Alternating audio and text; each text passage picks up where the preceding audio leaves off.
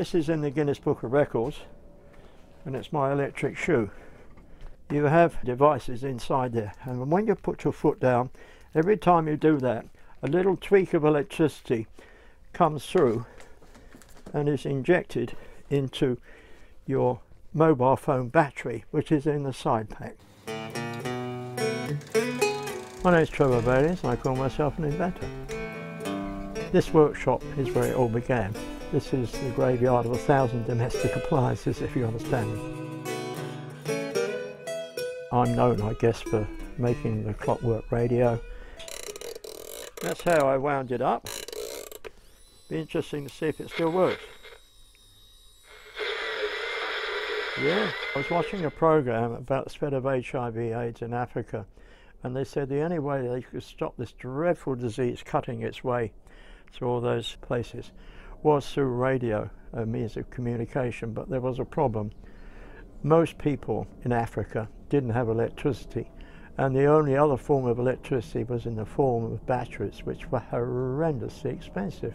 I'm then thinking to myself, hang on, all those years ago I can see myself with an old-fashioned gramophone, and I thought, you know, you wind this thing up and you can get all that noise by dragging a rusty nail around a piece of old Bakelite, as it were, and that produces that volume of sound. So there must be enough energy in that spring to drive a small dynamo, which in turn would drive a radio.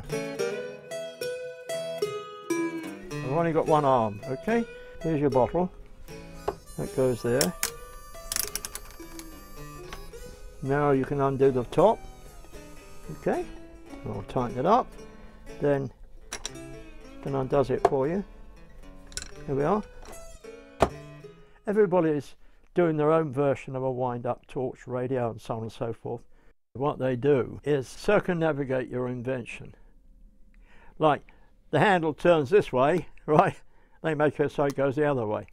It's different to yours. You know, they can play very dodgy maneuvers in order to claim it to be theirs, because you know, theirs is subtly different. Now, if I put that on there and I point that towards the camera, wherever I take my chariot, the sign looks at you. And that's Meccano. We're not talking about high-tech, we're talking low-tech, low-tech. You've only got to look back through time. The United Kingdom, or the empire that was, the golden age of steam. Steam engines, locomotives, they went all around the world. There are so many other things that we have created and done over the years. We are great at inventing, but alas, alas now, the people that are supposed to run our innovation units, or you know, look after the inventors, treat me, amongst other people, like dirt. In other words, don't invent. Most of us don't have all the skills we need to bring a product to market. You've got to appreciate that some people have the most amazing ability to change all our lives socially and commercially. For instance, we've all got paper clips, right? How many of us actually know who made the paperclip? And yet these people that change all our lives, we don't even know who they are, which is disgusting, really, because we've got to encourage this nation to literally get off its backside and have a go, and we have to make sure that UK PLC will stand behind the lone inventor. And I have no problem with products being made in China, Timbuktu, India, right? They'll make a profit, fine. But the most important thing is the British economy doesn't suffer as a result of it, and that the inventor, he or she, are not kicked out of the equation.